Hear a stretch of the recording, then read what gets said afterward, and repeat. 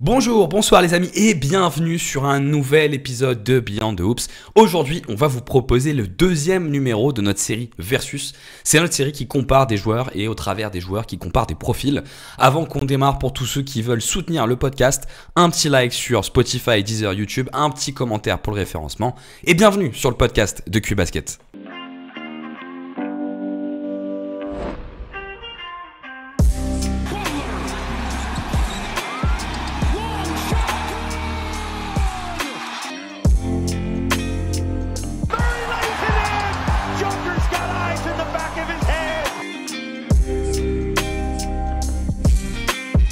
Mitchell has his head up, takes a look for feet. Oh my!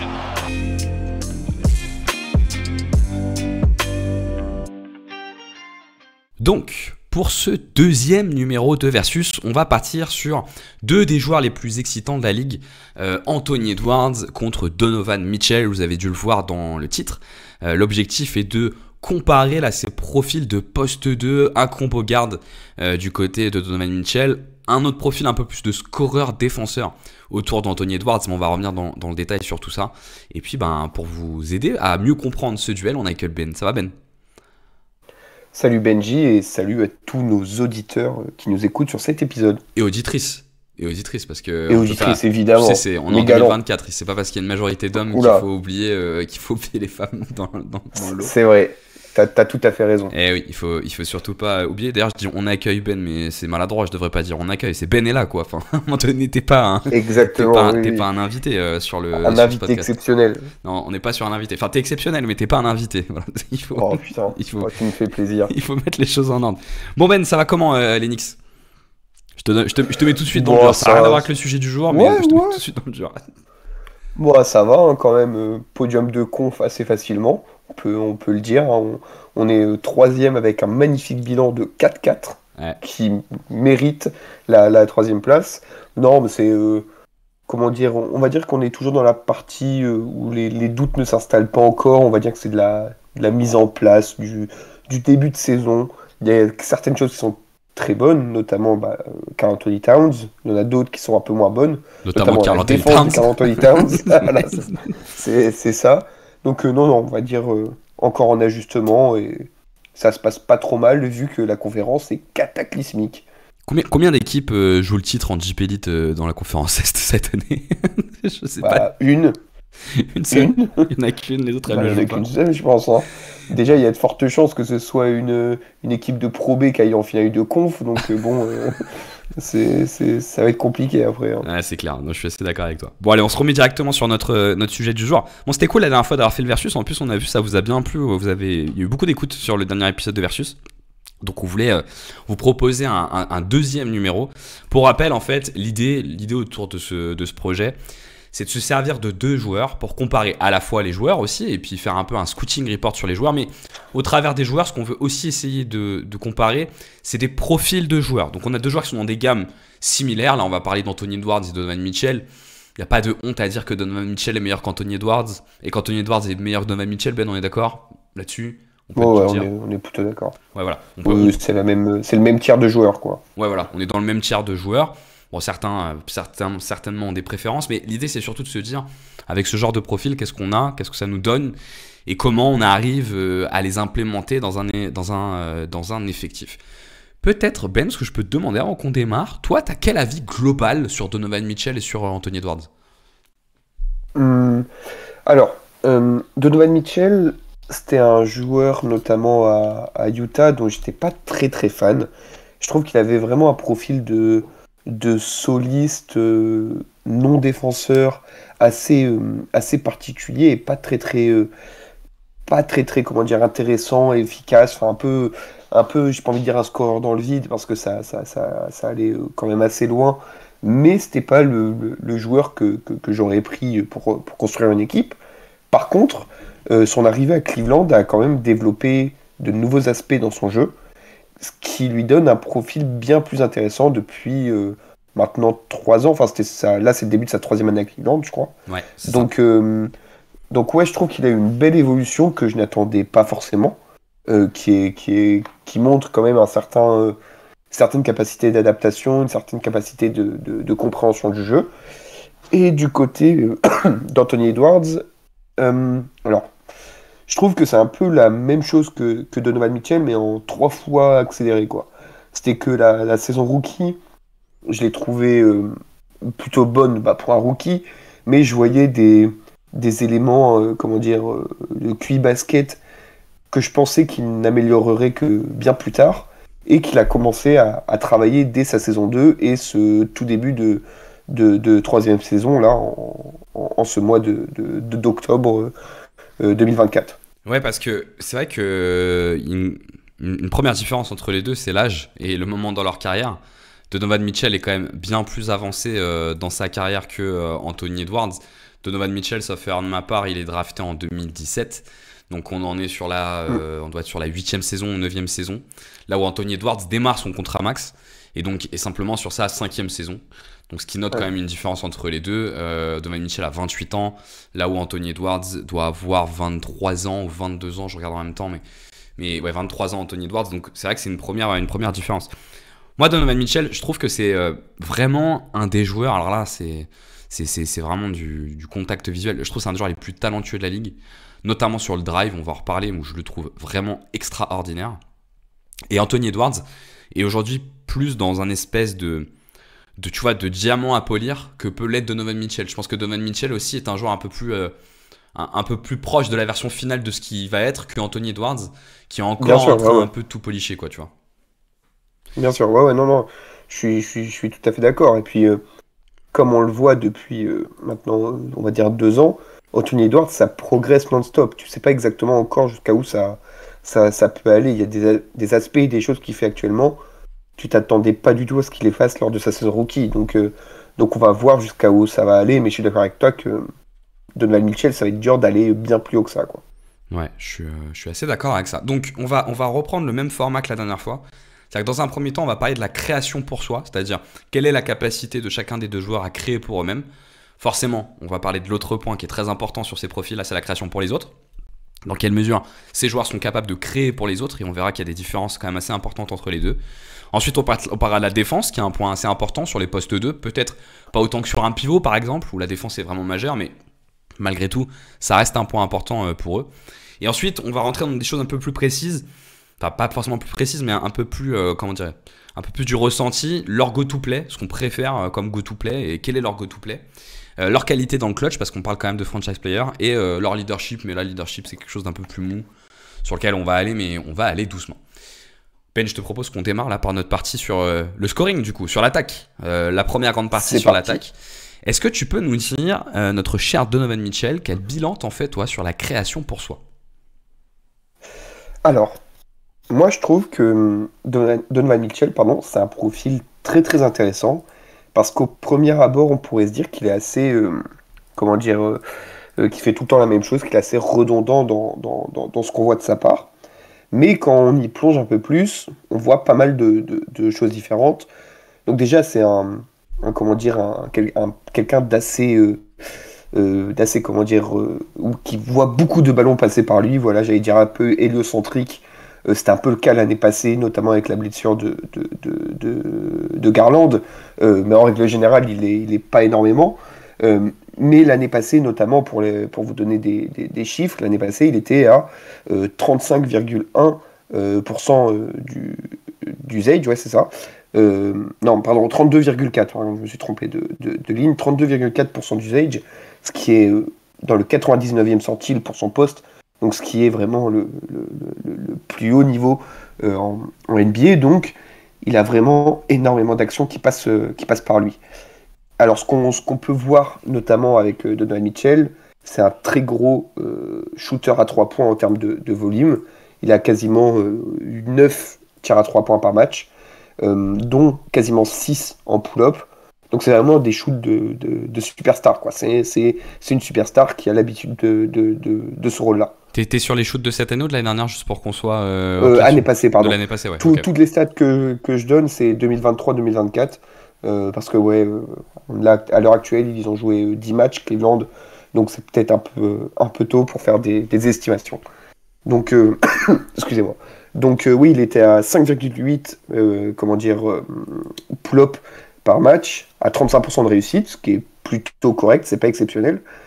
Mais ce que je trouvais intéressant, c'est qu'en plus de ses pull-ups, il a 3 tirs à 3 points en catch and shoot par match à 41% de réussite. Ce qui veut dire qu'au-delà de la création pour lui-même, il arrive à bénéficier d'autres styles de jeu qui sont notamment développés par Garland ou potentiellement les intérieurs. Et donc c'est déjà un premier point très très intéressant sur lequel on peut le comparer avec Edwards. Surtout qu'en plus, sur ce point du volume de tir et du profil de tir, ce qui est intéressant avec Donovan Mitchell, c'est qu'il a évolué. Alors, il a fait un chemin on va en parler, mais que peut-être Edwards est en train d'essayer de faire. Mais il a fait un chemin pour diminuer son volume de pull-up à mi-distance et augmenter son volume de 3 points. Donovan Mitchell, il est monté jusqu'à 43% de ses tirs qui étaient pris à mi-distance. C'était la saison 2019-2020 à Utah. Et si on prend la saison dernière, il est descendu à 31%. Là où sur cette saison, il était à 33% de tirs à 3 points. Et il était la saison dernière à 41% de tirs pris à 3 points, ce qui n'est pas son plus haut en carrière, qui était 45% sur sa dernière saison à Utah de tirs pris à 3 points. Mais donc on est sur un joueur qui a muté vers le 3 points progressivement ces dernières années. Et je trouve que tu as raison de commencer par là quand on les compare. C'est un axe fort en fait autour des deux. C'est dans quelle mesure ils sont des shooters demi-distance ou des shooters de 3 points quoi. Et effectivement, Donovan Mitchell, tu le dis très bien, il a fait cette transition quoi. Ouais, carrément. Mais de toute façon, c'est un peu le constat à faire quand on parle de ces profils-là, de combo guard, shooter, un peu, on va revenir dessus, mais qui sont pas les plus grands créateurs du monde. Ils sont obligés d'avoir un pull-up quantitatif et qualitatif pour survivre en NBA, parce que sinon tu deviens vite, les mecs ils te défendent plus, ils te laissent shooter. Et tu deviens Ben Simmons, quoi. Enfin, c'est caricatural, mais dans l'idée, c'est ça. Et donc, c'est très important, ce pull-up. Mais je réinsiste un peu dessus. C'est vrai que c'est pas que ça, Donovan Mitchell. Moi, je m'attendais vraiment à trouver je vais pas dire un James Harden-like en faisant mes recherches dessus, mais je m'attendais pas à ce qu'il y ait autant d'autres styles de jeu, dont, comme je l'ai dit, le catch and shoot. Mais quand on y pense, jouer avec Garland ou même Mobley qui est un plutôt bon intérieur passeur, ça correspond à ça. Et Donovan Mitchell, qui a longtemps été, comme j'ai dit, quasiment héliocentrique, il a une capacité d'adaptabilité qui est plutôt plaisante. Ce que je trouve intéressant aussi avec Donovan Mitchell sur cette partie de la création pour lui-même et à 3 points notamment, c'est la variété des tirs qu'il est capable de prendre dans ce registre-là. C'est vraiment, tu vois, par exemple, si on compare à Anthony Edwards, sur la capacité, tu vois, de faire de l'attraper, de dribble, shooter à 3 points, il est bien au-dessus d'Anthony Edwards.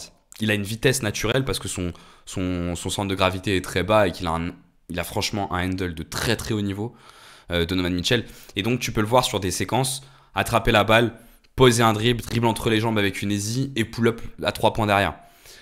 Alors, c'est sûr que l'isolation, c'est pas le module de création de tir pour soi le plus efficace. Mais quand on est fort sur l'isolation, ça a une particularité, c'est que c'est jouable contre toutes les défenses. Et donc, dans certains moments, tu peux te permettre de sortir cette carte. Et c'est vrai que là-dessus, il est quand même assez intéressant, quoi. Je m'étais noté l'année dernière, il avait 11% de fréquence en isolation. Ce qui est pas énorme, j'ai pas les chiffres, mais je crois qu'il devait être autour de la 20e ou 30e place dans les joueurs qui en prennent le plus d'isolation. Mais par contre, il est à 1,13 points par possession en ISO. Ce qui veut dire qu'il est dans le 75e centile de réussite en ISO. Ça veut dire que jouer une ISO de Donovan Mitchell, c'est pas forcément négatif comme tout le monde sous-entend en faisant une ISO, quoi. C'est pas un joueur moyen d'ISO, au contraire. C'est un très bon joueur. Alors, c'est sûr que c'est pas quelqu'un qui le fait en fréquence énorme comme d'autres grandes stars l'ont déjà fait et le font encore. Mais ça débloque des situations plutôt galères. Et notamment l'année passée, quand c'était pas le jeu léché de Kenny Atkinson, mais la bouillie de basket de JB Bickerstaff, t'étais bien content de trouver Donovan Mitchell en ISO de temps en temps, quoi. Je suis bien d'accord, ouais. Est-ce qu'on se fait tout de suite la première comparaison avec Edwards là sur cette partie de création vers l'extérieur avec les avant profils de parler de drive. Ouais, avant de parler du drive. Bon, Anthony Edwards, c'est un joueur, comment dirais-je, c'est un joueur assez particulier là-dessus quand même, parce que clairement, son profil de tir est fortement critiqué. Pourquoi il est fortement critiqué, son profil de tir, Anthony Edwards? Parce que tout le monde a identifié que on en reparlera après, mais que c'est un driver de très haut niveau, mais qu'il a une tendance naturelle à prendre beaucoup de mi-distance. La saison dernière, Anthony Edwards, c'est 38% de mi-distance, donc 15%. Donc, alors c'est pas 15% des 38, mais 15% de son volume total qui sont des longues mi-distances. Et c'est vrai que c'est une tendance chez Anthony Edwards qu'on retrouve assez souvent. Donc, c'est beaucoup, 38%, c'est 72e percentile chez les combos. Donc, c'est assez haut. Et on aimerait bien qu'il drive un peu plus. Alors, il a commencé à faire cette mutation vers le drive l'année dernière. Alors, sur les stats, ça se confirme pas trop, mais parce qu'en fait, il est plutôt en baisse avec le temps, mais c'est une question de choix et d'impression visuelle. Mais par contre, il y avait un vrai sujet qui était délaisser quelques mi-distances pour augmenter le volume à 3 points. Et alors là, mon cher Ben, je sais qu'on se base plutôt sur la saison dernière, mais il est quand même compliqué de ne pas prendre en compte cette saison dans le cas d'Anthony Edwards, qui est clairement en train d'entamer une mutation dans son jeu et qui augmente dans des proportions qu'on a, je crois, jamais vu pour l'instant, son volume de tir à 3 points. Depuis le début de saison, Anthony Edwards, il faudrait que je vérifie, mais je pense que c'est le cas, c'est le joueur que je pense qui prend le plus de tirs à 3 points de la ligue. Il a 11,6 tirs tentés par match. C'est 51% de ses tirs qui sont pris à 3 points. Alors l'efficacité, je vais en dire 2 mots juste pour qu'on l'ait en tête, mais je suis pas sûr que ce soit le plus important parce que ça, pour le coup, ça va bouger assez prochainement, vu que là, elle est excessivement haute. Mais en tout cas, on est sur un joueur qui est en train de faire sa transition vers un profil un peu plus analytique et qui force un peu plus le 3 points, avec notamment une arme qui est sa capacité à créer du 3 points par le pull-up. Dans ces 11,6 tirs qui sont pris à 3 points, il y en a 8 qui sont pris en pull-up. Donc c'est vraiment énorme. 8 pull-up à 3 points par match, c'est monumental. Alors l'échantillon est petit, mais c'est monumental. Il a 45% de réussite sur ses pull-ups en plus. Probablement que ça descendra, parce que là c'est colossal. Si Anthony Edwards devient un joueur à 45% de réussite sur les pull-ups à 3 points en prenant 8 par match, je pense qu'on peut tout arrêter. C'est plus que Stephen Curry, donc ça tiendra pas. Mais je sais pas ce que t'en penses. Tu penses quoi, toi, de cette transition? Il faut forcément la prendre aussi avec la baisse du drive, on reviendra dessus après, mais c'est une transition qu'il doit faire. Et je trouve ça super intéressant que sur ce début de saison, tu vois, il la fasse à ce point, quoi, tu vois, dans des proportions énormes, parce que il faut aller pousser, tu vois, le curseur très très loin pour voir jusqu'où il peut aller là-dessus, je trouve. Ouais, je suis plutôt d'accord, et je pense que ça a été aussi guidé par le départ de Towns.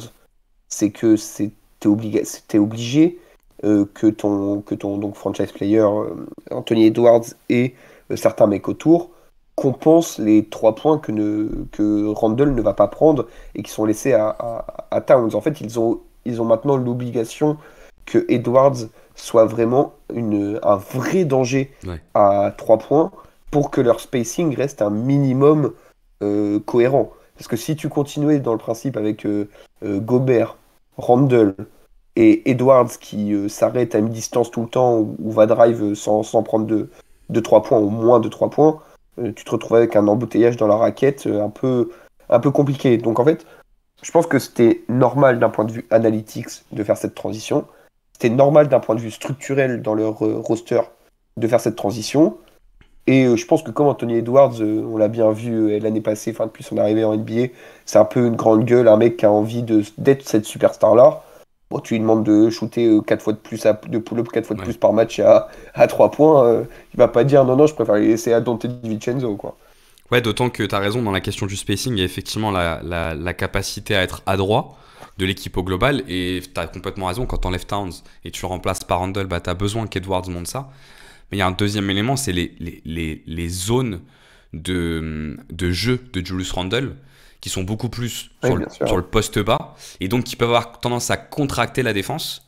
Et le risque quand vous contractez par rapport à Towns, qui avait beaucoup de zones de jeu quand même à 3 points au final, et quand vous contractez la défense, le vrai risque, c'est que si vous ne forcez pas le pull-up à 3 points, vous allez vous retrouver à tenter un drive, à être face à un mur et à prendre des distances. Et donc, tu peux vite te retrouver dans un cas où tu es dans un truc où en fait t'as pas complètement changé ton jeu et en fait tu diminues tes drives et structurellement t'es en train d'augmenter ton jeu à mi-distance et là ça devient problématique et je pense que d'ailleurs ça peut permettre de repasser sur Donovan Mitchell et je vais te laisser la main, mais c'est là où pour moi Donovan Mitchell est extraordinaire. C'est sa capacité à drive sans spacing. Où il a une capacité à drive sans spacing qui est exceptionnelle, mais je te laisse la main pour parler de la partie plutôt proche du cercle, quoi, de Donovan Mitchell. Ouais. Alors, moi, je suis un peu moins optimiste peut-être que toi sur ce drive de Donovan Mitchell. Juste pour vous donner pareil un ordre d'idée, Donovan Mitchell, l'année passée, c'est 12,4 drives par match. Donc, en gros, c'est le 30e joueur qui drivait le plus en NBA la saison dernière par match.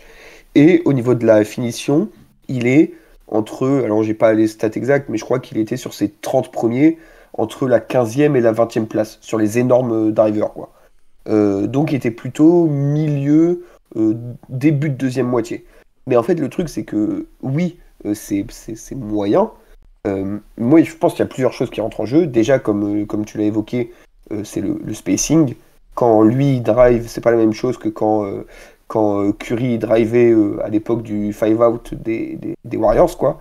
Quand t'as et Mobley et comment il s'appelle, Allen Allen, ouais. dans la raquette, ouais, c'est bien plus compliqué. Et aussi, malgré le fait qu'il soit vif et très stock très large d'épaule, c'est pas le mec le plus grand, quoi. C'est pas Shai. Il a pas le physique, je trouve, idéal pour finir près du cercle. Et donc, je pense que les deux cumulés font que il est, entre guillemets, que moyen parmi les excellents drivers, plutôt qu'être élite, quoi. Ça, c'est marrant que la lecture que t'en fais, je la comprends complètement. Mais c'est marrant, moi, du coup, je fais pas la même, en fait. Ok. Me dire qu'il arrive à jouer plus de 10 drives par match, qui involve me dire qu'il joue plus de drives, par exemple, que les LeBron James, qui était autour des 10, je crois, l'année dernière, pour vous donner un ordre de comparaison. Dans un spacing, et qu'il est autour de la 15e position en efficacité, dans un spacing qui est aussi mauvais que ce qu'était le spacing des Cavs de l'année dernière, pour moi, en fait, ça dénote justement de ses incroyables capacités sur le drive, en fait.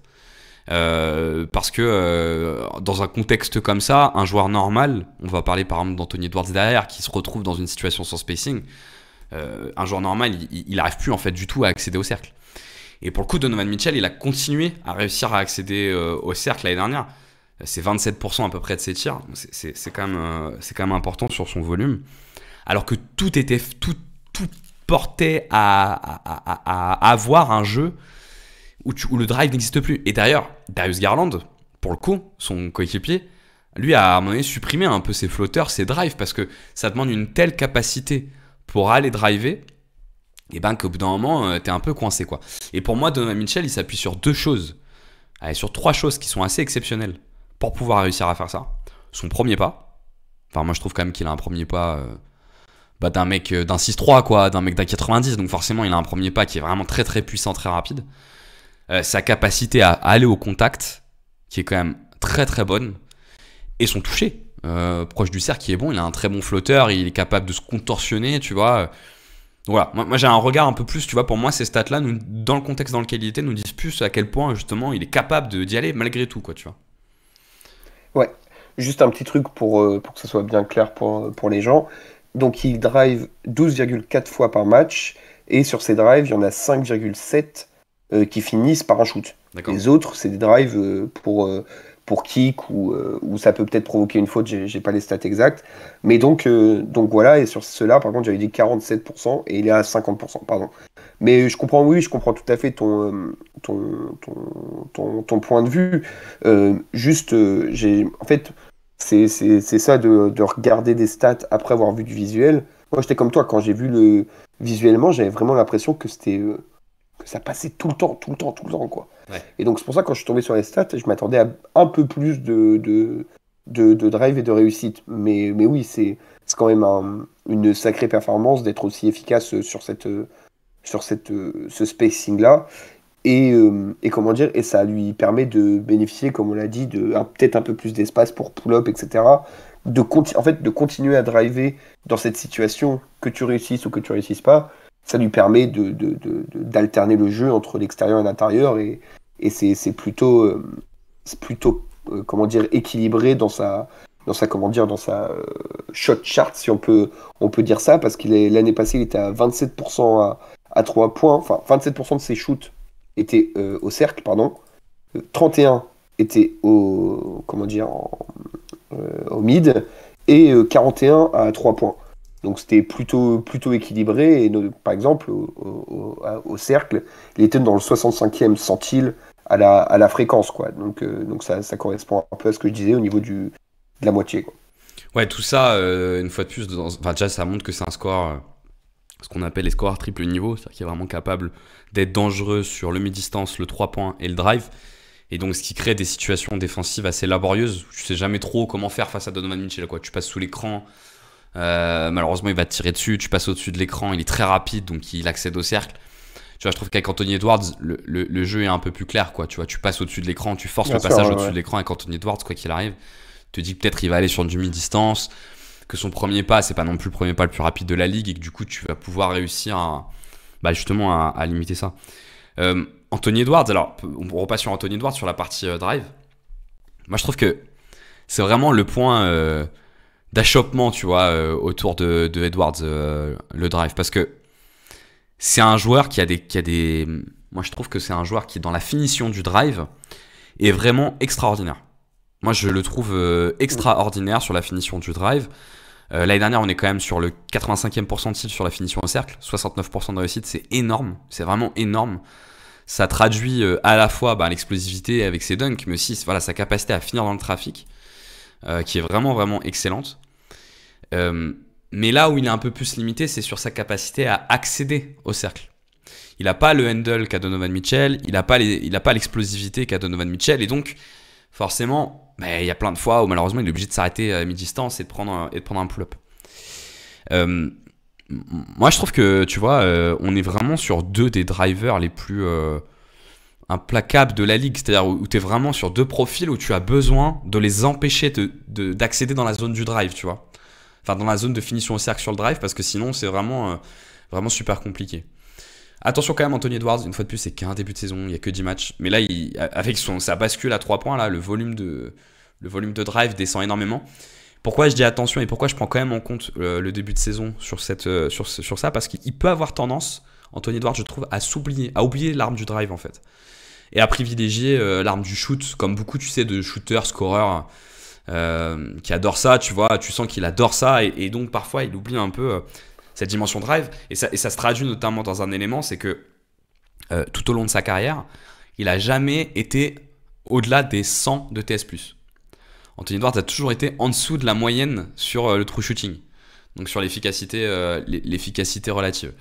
Ce qui te donne quand même une indication sur le besoin de maturer un peu son jeu et de transitionner. C'est assez intéressant d'ailleurs parce que Donovan Mitchell, sur ses 3 premières saisons, il est en dessous de 100. À sa 4e saison, il passe à 100. Anthony Edwards est passé à 99 l'année dernière, donc entre 99 et 100, on est quasiment à la moyenne. Et c'est après qu'en fait c'est monté sur Donovan Mitchell et il y a eu un effet un peu palier. Et finalement on se retrouve autour des 100 de TS+. Toi tu le vois comment la partie drive de Anthony Edwards? En vrai je suis totalement aligné avec ce que tu viens de dire. Juste pour appuyer encore plus tes propos et notamment pour l'instant, ce début de saison, cette diminution de drive, comme on l'a dit, c'est toujours à prendre avec des pincettes, notamment l'efficacité, mais les tendances se dessinent sur la fréquence. Cette année, il est à 11 drives par match, dont 5 qui finissent en tir. L'année passée, il était à 14 drives par match, dont 7 qui finissent en tir. Donc en fait, il a perdu plus de 3 drives par match déjà entre la saison passée et cette année. Et ça se ressent, comme tu l'as dit, il a de la chance pour l'instant de compenser ça par une surexplosion à 3 points qui fait que ça se voit pas trop pour l'instant sur son efficacité globale, on va dire. Mais c'est vrai que cette tendance peut lui jouer des tours parce que, tous les joueurs extérieurs qui sont les plus efficaces dans la ligue, qui l'ont été ces dernières années en règle générale, sont des excellents drivers, que ce soit en quantité ou en qualité. Tu peux prendre Shai, tu peux prendre LeBron, tu peux prendre, Steph Curry, tu peux prendre Lillard, Harden, tous ces mecs-là, c'est tous des très gros drivers et des très gros finisseurs de de drive. Sinon, tu te retrouves rapidement, je caricature, mais tu te retrouves rapidement à être CJ McCollum, quoi. Dans l'idée, si tu drives plus. Et donc, c'est vrai que c'est dommage de ne pas insister là-dessus. Mais après, je pense que c'est un peu comme Mitchell, on l'a dit, c'est que là, en plus, tu as changé Towns par Randle, tu as toujours Gobert, tu as toujours Naz Reid.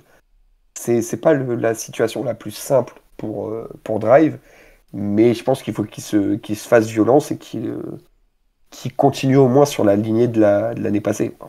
Effectivement, il se retrouve avec beaucoup de joueurs qui jouent dans cette zone proche du cercle, et donc forcément, plus vous avez de joueurs dans la zone qui est proche du cercle, et ben plus il est difficile d'y accéder, un peu par définition.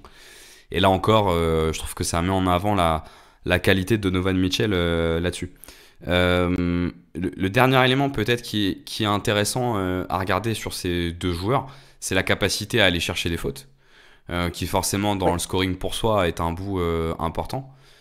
Alors j'ai pas regardé les stats sur ce bout-là parce qu'en fait je suis un peu d'y penser maintenant. Intuitivement, il me semble que Donovan Mitchell est largement au-dessus de Anthony Edwards là-dessus, sur la capacité à aller chercher des fautes et aller chercher des points sur la ligne.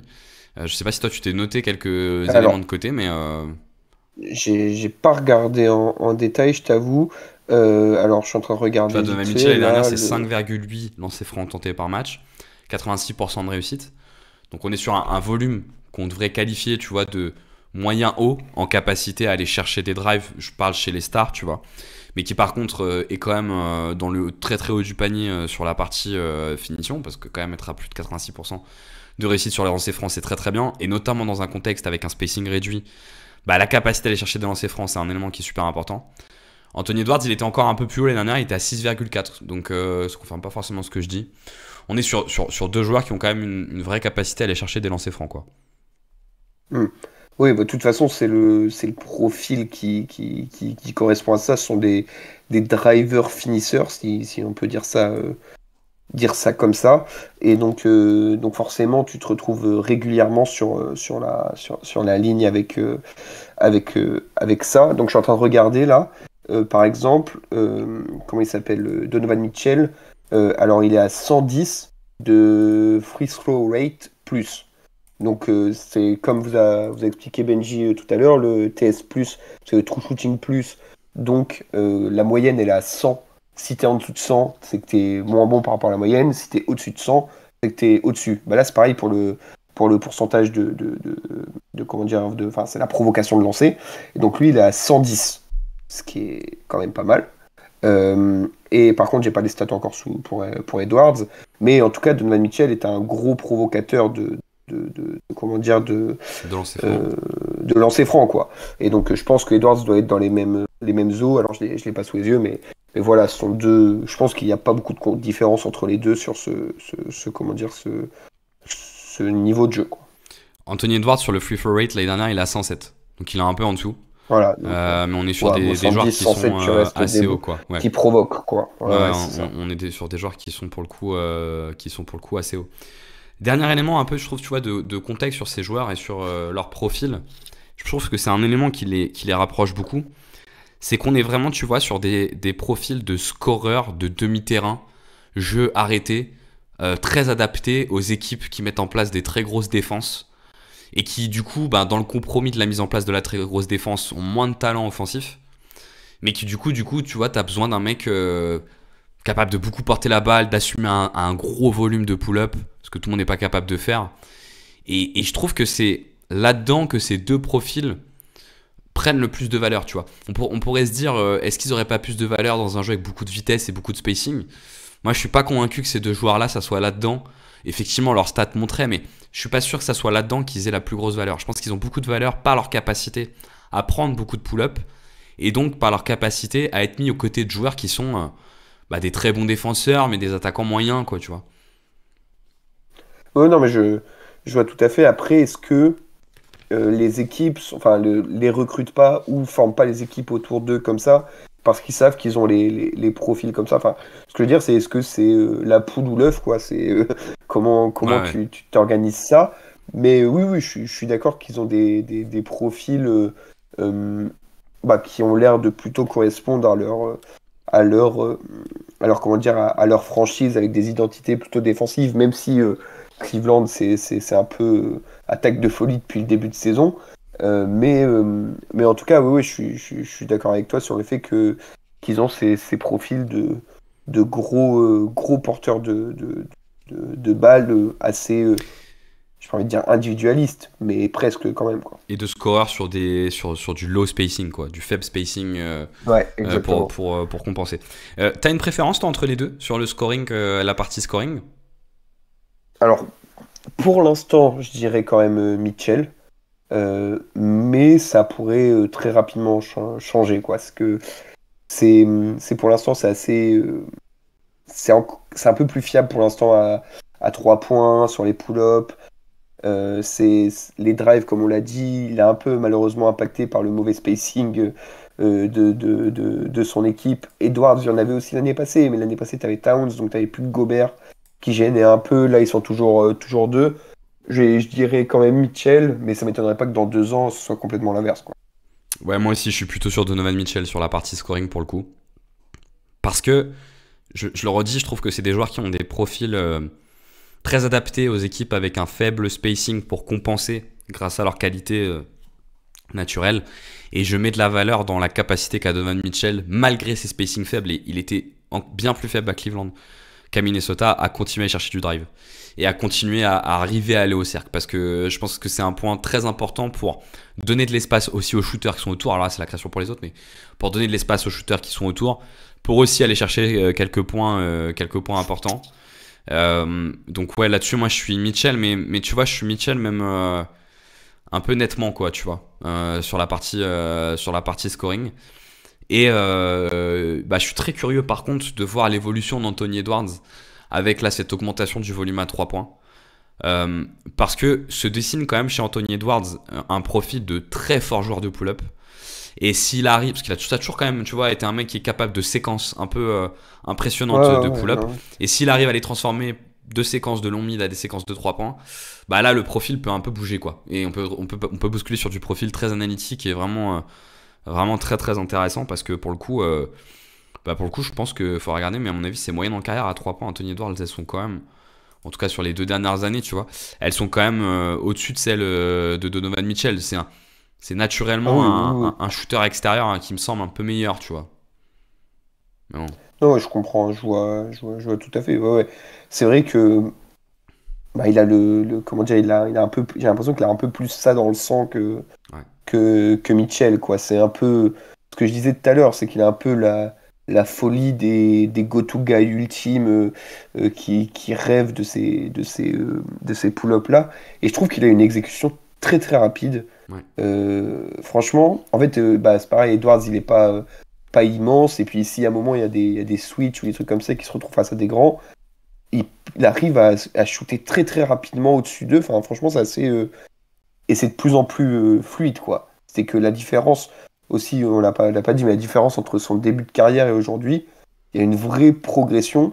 Et ce qui est assez intéressant, parce que je sais pas si vous vous en rappelez, ceux qui écoutent, ou si vous suiviez déjà la NBA au moment de sa draft, mais il y avait des rumeurs comme quoi c'était pas un bosseur, quoi. Un peu Même un mec qui aimait pas trop le basket, quoi, qui faisait ça un peu par ouais, un mec défaut. qui s'en tapait un peu. Et tu vois quand même que sa capacité de pull-up, elle a été complètement transfigurée entre sa première année et aujourd'hui. Donc, il y a du travail derrière et il peut peut-être encore augmenter, comme on le dit depuis tout à l'heure, quoi. On passe à la partie création pour les autres. Je te propose qu'on commence par Anthony Edwards cette fois-ci, comme on a commencé par Donovan Mitchell sur celle d'avant. Alors, la création d'Anthony Edwards pour les autres. Alors là, on est sur un sujet qui est coton, hein. Pourquoi je dis ça? Parce qu'il y a beaucoup de gens qui ont noté une progression l'année dernière d'Anthony Edwards sur la création pour les autres. En gros, historiquement, Anthony Edwards a plutôt une faible création pour les autres, un joueur un peu individualiste, ou même parfois un peu un côté cimetière à ballon. Et l'année dernière, c'est vrai qu'on a eu des brides de progression. Je trouve que ce qui est toujours délicat quand il y a des brides de progression, c'est que tu sais, quand on voit un joueur progresser, on passe vite de il est pas bon à il est bon. Mais en fait, le fait de voir progresser, ça crée un espèce de biais où tu as envie de dire que le mec est bon, alors que dans les faits, il est peut-être pas encore complètement, quoi, tu vois. Moi, je trouve qu'Anthony Edwards, aujourd'hui, est un je le mettrais assez bas en fait, en termes de création pour les autres. Il est haut parce qu'il fait des différences. Et donc que forcément quand tu génères des différences, surtout s'il devient dangereux sur le pull-up, bah tu t'ouvres des angles de passe. C'est pas du tout un passeur naturel. Mais ça il le partage peut-être avec Donovan Mitchell. C'est pas un passeur naturel, c'est pas un joueur qui est attiré par la passe naturellement. Et moi je trouve qu'il a un gros problème. C'est la rapidité de la prise de décision. Il peut souvent avoir tendance, lorsque la balle lui revient dans les mains, à arrêter le jeu et à le relancer. Tu sais, un peu comme peut faire Luka Doncic. Sauf que Luka Doncic, il le fait avec plus de maestria parce que réussir à faire des bons choix de playmaking quand le jeu est arrêté, c'est beaucoup plus dur que quand le jeu est lancé. La difficulté quand le jeu est lancé, c'est que d'un point de vue cognitif, il faut arriver à tout câbler au même moment pour comprendre ce qui se passe et du coup enchaîner et mettre du rythme et mettre de la vitesse. Et ça s'est particulièrement vu contre Dallas l'année dernière, où il a particulièrement galéré quand même en finale de conférence et où ils l'ont ciblé là-dessus, en lui imposant des situations de prise de décision. Et donc a été mis en évidence quand même le fait que c'est pas du tout un passeur naturel et que pour le coup voilà cette question de la prise de décision, de la vitesse dans la prise de décision, et pour le coup il l'a pas et il est pas dans les clous quoi. Toi tu le vois comment Edward sur cette partie-là? Je suis plutôt d'accord avec toi, c'est que j'aime bien ce principe de passeur non naturel. C'est un peu ça, c'est que c'est un shooter first, on va dire ça comme ça, c'est que la priorité quand il récupère le ballon entre les mains, c'est de trouver une situation dans laquelle il peut shooter, quoi. Et c'est que quand tu le mets face à ses responsabilités qu'il fait la passe. Je vais pas dire qu'il l'a fait un peu, contraint et forcé, mais c'est pas le plus naturel. Par contre, je suis assez d'accord quand même avec les gens qui ont dit que ça a un peu augmenté ça a progressé la saison passée. C'est qu'on voit quand même que Mike Conley n'est plus le Mike Conley de 2016 ou 2018 ou 2019 ou 20, et qu'il est obligé quand même d'initier de temps en temps des situations. Je pense notamment, j'ai vu une vidéo de Guillaume qui a fait sur un duel sur le pick and roll entre Anthony Edwards et comment il s'appelle, et Anthony Davis, qui est plutôt très intéressante. Et tu vois quand même qu'il a de plus en plus de lecture qu'il maîtrise, quoi. Il arrive de mieux en mieux à lire les défenses et donc à comprendre quand l'aide se décale et quand il peut faire le passing, etc. C'est toujours pas naturel et ce sera jamais Chris Paul ou Luka Doncic, mais peut-être qu'à terme ça deviendra il pourra mener une attaque sans forcément avoir un meneur de métier à côté de lui, quoi. Ouais, d'autant qu'il a pour le coup un handle qui est très fiable, je trouve. Et qui doit appuyer sa création. C'est-à-dire que c'est beaucoup plus compliqué. Sur le handle, vous pouvez vous dire qu'il y a un peu 3 niveaux. Vous avez le handle qui est pas fiable, le handle fiable, le handle qui fait des différences. Moi, Edward, je le mettrais dans la catégorie du handle fiable, tu vois. On parlera après de Donovan Mitchell, où je le mettrais peut-être un cran plus haut sur ça. Mais donc, il est capable, sur de la bonne prise d'écran, d'avoir les différences et d'avoir un peu de temps pour faire de la lecture. Bien sûr, ouais. Et donc, effectivement, il peut développer quelque chose autour de ça. Si on regarde d'un point de vue juste statistique, sur notamment, est-ce que c'est un passeur first, donc le assist par rapport au usage, c'est-à-dire dans son utilisation de la balle, quelle est la part d'assist qu'il fait, il est très très bas. On est 13e et 13e pourcentile l'année dernière chez les combo guards. Donc en fait, il devrait presque même pas être chez les combos, il devrait être chez les wings. Tellement il est bas. Et sur le pourcentage d'assists global, donc le nombre de passes, donc le pourcentage d'assists fait par lui quand il est sur le terrain, il avait quand même pas mal augmenté l'année dernière.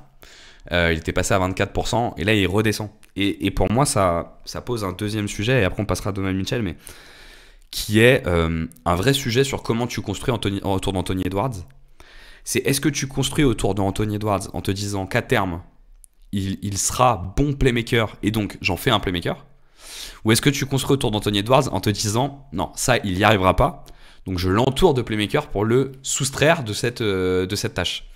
Et moi j'ai l'impression que les Wolves ils ont plutôt pris cette option là, et c'est pour ça d'ailleurs qu'il est en baisse net sur les passes décisives cette saison, notamment avec l'arrivée de Julius Randle et mince, comment il s'appelle, le petit meneur de Kentucky qui est arrivé, J'ai mangé son... Dillingham. Et Dillingham, merci. Et Dillingham, avec l'arrivée de Julius Randle ou de Dillingham. C'est-à-dire qu'on est en train de l'associer plutôt avec des mecs qui sont des gens qui ont de la création pour les autres et qui ont besoin d'avoir beaucoup le ballon pour lui le concentrer un peu plus sur son rôle de scoreur, tu vois.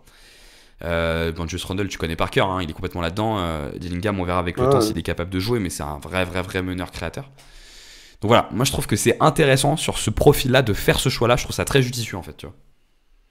Ah ouais, non, je suis complètement d'accord parce que même, on parlait juste avant du shooting et on sait pas trop jusqu'à où il peut monter.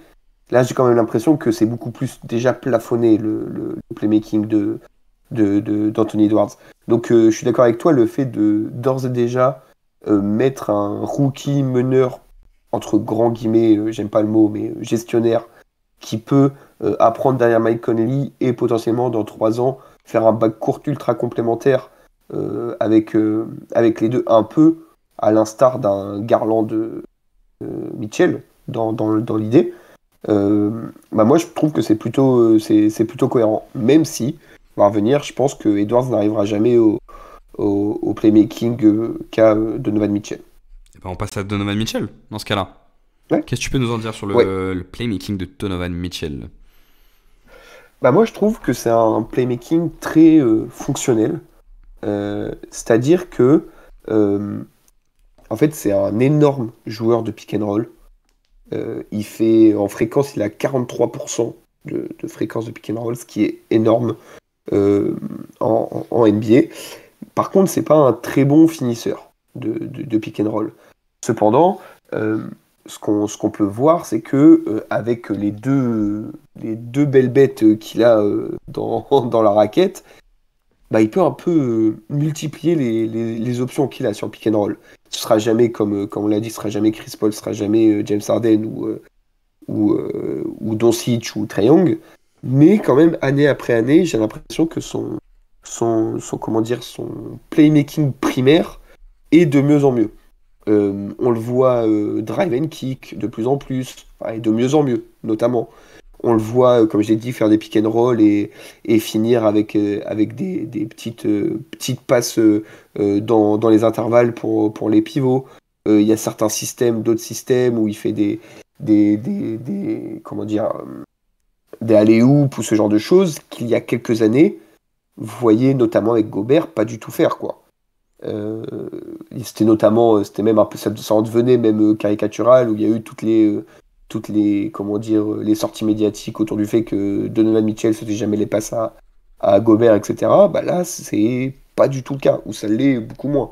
Alors, je pense que ce sera toujours un scorer first comme Anthony Edwards. Cependant, il a vraiment axé son jeu depuis son arrivée à Cleveland. Enfin, pas axé. Il a apporté une corde supplémentaire à son arc depuis qu'il est arrivé à Cleveland sur ce côté passing. Moi, je trouve que sur cette partie-là, c'est là où il y a une différence majeure entre les deux, qui tient aussi dans le profil. Parce que Donovan Mitchell a quand même une particularité, c'est que il a toujours grandi en étant le principal porteur de balle, et parfois même un peu l'unique porteur de balle. Tu vois, ce qui est beaucoup moins le cas de Anthony Edwards, qui a grandi avec Mike Conley, qui a grandi avec Karl Anthony Towns. C'est pas le même contexte, tu vois. Même si c'est un bon bologue, Anthony Edwards, je dis pas le contraire. Ouais, après, je me permets de t'interrompre parce que je suis pas tout à fait d'accord. Donovan Mitchell, sur ses toutes premières années, il y avait quand même Mike Conley qui était là, il avait des Joe Ingles, Ricky Rubio.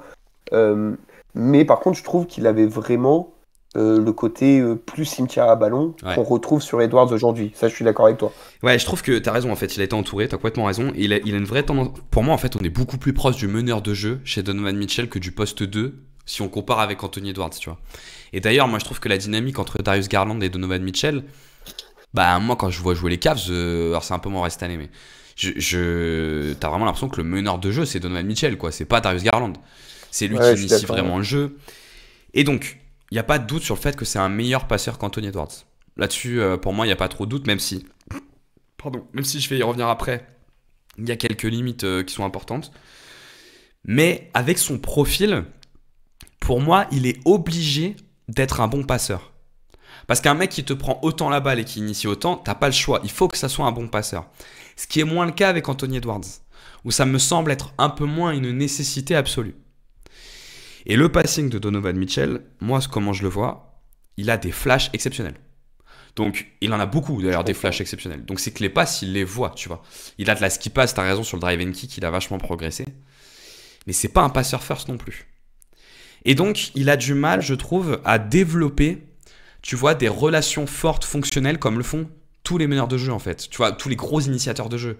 Tous les gros initiateurs de jeu, ils ont quelques schémas préférentiels qu'on retrouve tout le temps. Alors, je vais regarder un peu des stats pour essayer de traduire ça par des éléments statistiques. La saison dernière, pour te donner un ordre d'idée, son volume de passes qui était adressé à Jarrett Allen, c'était seulement 15% de ses passes. C'est troisième. C'est assez bas, hein, 15% avec le pivot. C'est 8% avec Evan Mobley. Donc, tu vois, le schéma naturel qui vient tout de suite avec les meneurs de jeu, qui est le pick and roll. Et là, alors tu l'as dit en plus avec l'exemple de Rudy Gobert, où on lui a beaucoup reproché. Il l'a jamais développé ce truc-là, tu vois. La passe sur le pick, il l'a jamais vraiment eu. Alors cette année, il est en train de développer une relation avec Evan Mobley. C'est 28% de ses passes pour Evan Mobley, c'est énorme. Ils jouent beaucoup tous les deux ensemble. Atkinson va peut-être réussir à trouver un truc pour compenser cet élément-là. Mais tu vois, un énorme ball handler comme ça, qui a pas trop la passe sur le pick, moi, tu vois, ça me pose souci, tu vois. Ouais, je suis d'accord, ouais. Non, mais je suis complètement d'accord. Mais pour peut-être ajouter à mes propos que je disais précédemment, je trouve que Donovan Mitchell, en fait, on partait de tellement loin à Utah. Parce que je sais pas si vous vous rappeliez, ceux qui écoutent de Donovan Mitchell à Utah.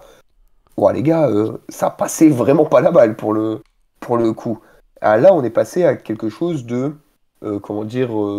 On est passé de 0 sur 10 à 4-5 sur 10, quoi. Donc oui, je suis d'accord avec toi, c'est toujours pas un joueur clinique sur pick and roll, mais je vois quand même beaucoup plus de choses que ce que j'avais il y a 5 ans, quoi. Tu vois, si on prend sa dernière saison à Utah, c'est vrai que c'est assez dingue. Hein. Sa fréquence de passe pour Rudy Gobert, c'est 5%. Ouais, voilà, c'est tellement bas, tu vois, alors que c'était son partenaire de pick, quoi. Bah oui. Et donc on est passé de 5% à 15%, quand même, avec Jarrett Allen, c'est encore très bas. Ouais. Et encore, tu peux un peu additionner Allen Mobley, parce que je pense que il fait autant de pics, je pas regarder, mais il doit faire autant de pics avec l'un que l'autre à peu près, je pense. Je crois, il en fait quand même un peu plus avec Jarrett Allen de base, mais cette année, effectivement, la relation avec Mobley bouge un peu, et là, pour le coup, on a un volume de passes avec Evan Mobley qui est effectivement est en train de monter, et donc il y a une relation qui est en train de se développer. Pourquoi ? Parce qu'on a beaucoup plus de séquences Garland-Allen et de deuxième séquence Mobley, Donovan Mitchell, et on a moins de séquences avec 3 ensemble par rapport à ce qu'on pouvait avoir par le passé. T'as d'autres éléments à dire sur leur partie playmaking, ou est-ce qu'on dit ce qu'on préfère ? Non, pour moi c'est plutôt bon. Et bah du coup c'est quoi ton préféré entre les deux sur cette partie-là ? Oui, Donovan Mitchell sans trop d'hésitation. Alors moi, j'ai pas d'hésitation sur le fait que Donovan Mitchell est le meilleur passeur des deux. Mais pour des raisons de profil, je sais pas quoi décider. Parce que, en fait, pourquoi je sais pas quoi décider ? Je pense que dans 1 ou 2 ans, je serai largement quoi décider en me projetant sur le fait qu'Anthony Edwards progresse à force de répétition. Mais le profil, il y a un gros truc quand même chez Donovan Mitchell, parce qu'après on va passer à la défense, faut quand même qu'on l'aborde sur l'attaque. Un des gros problèmes de Donovan Mitchell, c'est l'impression qu'on peut avoir qu'il joue tout seul, quoi. Qui lui a beaucoup été reproché et qui est une réalité et qui casse les rythmes un peu de ses coéquipiers.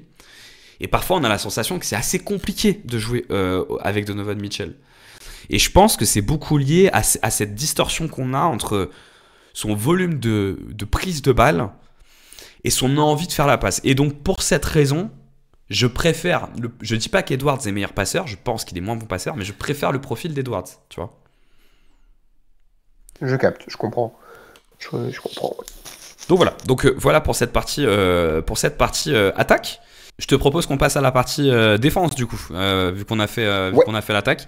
Je te laisse y aller avec Donovan Mitchell sur la partie défensive, où là encore je pense qu'il y a un bon écart entre les deux. Mais ouais. Je te laisse y aller. Ouais.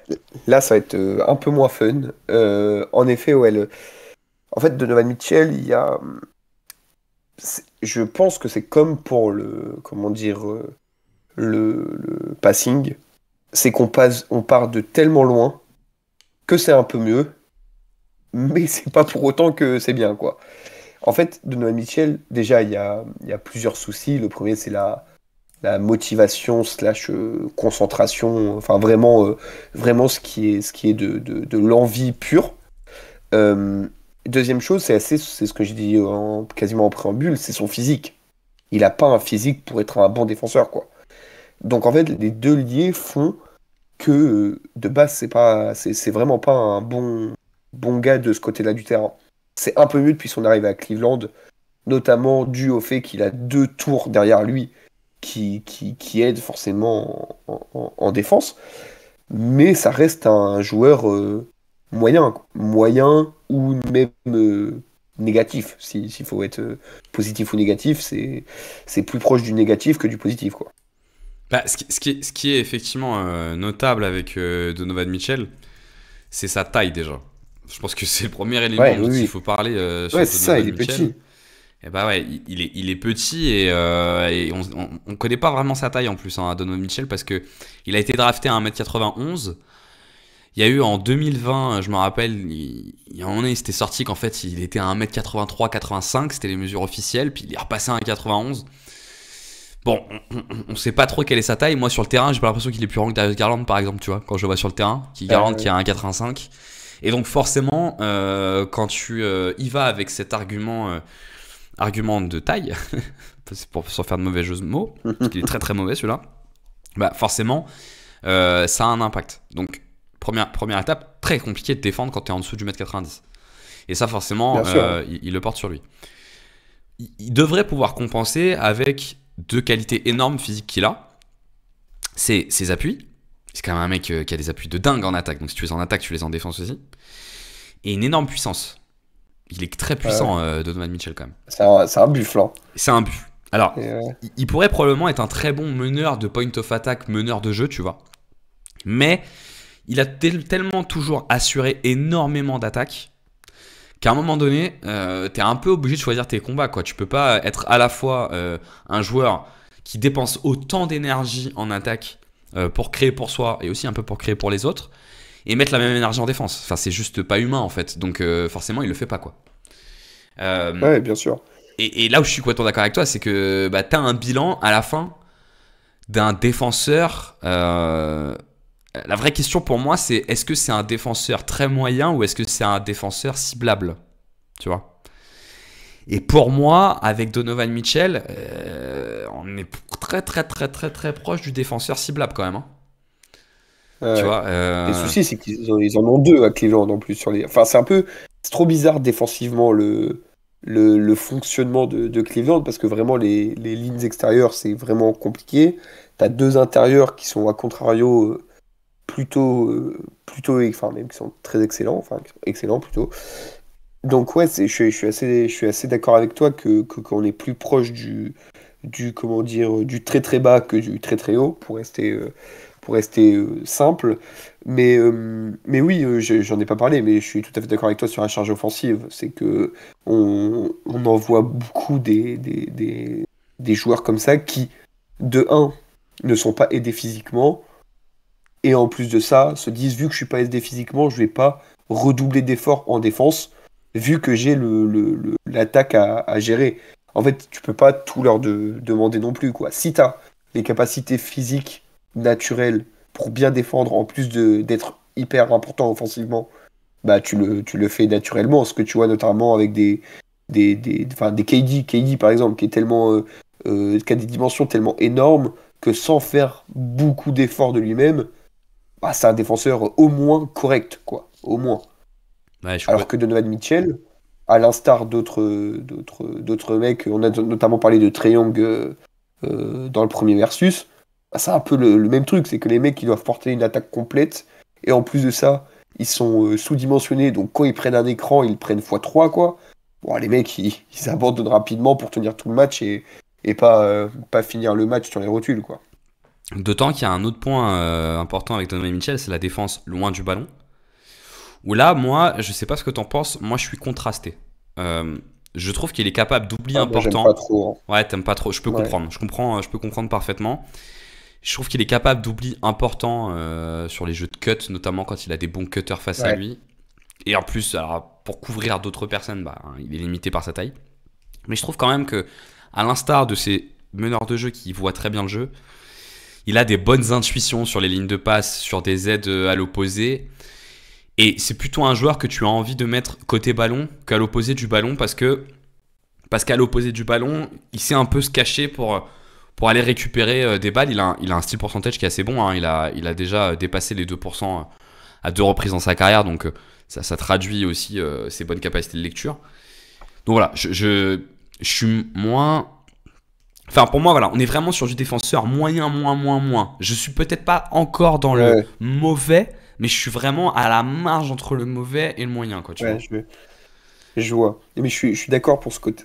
Enfin, même au handball, sur les deux côtés, il y a aussi ce côté, des fois, je gamble, quoi. Quitte à être foutu, je tente. Ouais, c'est vrai. Et ça, malheureusement, bon, ça passe de temps en temps, comme on l'a dit, notamment avec les interceptions qu'il peut faire. Mais il y a des fois, ça passe pas, quoi. C'est Mais clair. ça fait partie du jeu. Il y a beaucoup de défenseurs qui font ça en se disant, allez, une fois sur trois, ça va passer. Et c'est ça. Mais je suis d'accord avec toi que c'est à la limite du mauvais. Et c'est un point pour faire la transition où là, il y a vraiment il y a écart, quoi, avec Edwards. Et ouais, effectivement, parce que Anthony Edwards, pour le coup, de son côté, alors, Anthony Edwards est arrivé en NBA avec un profil athlétique qui devait lui permettre d'être un très bon défenseur.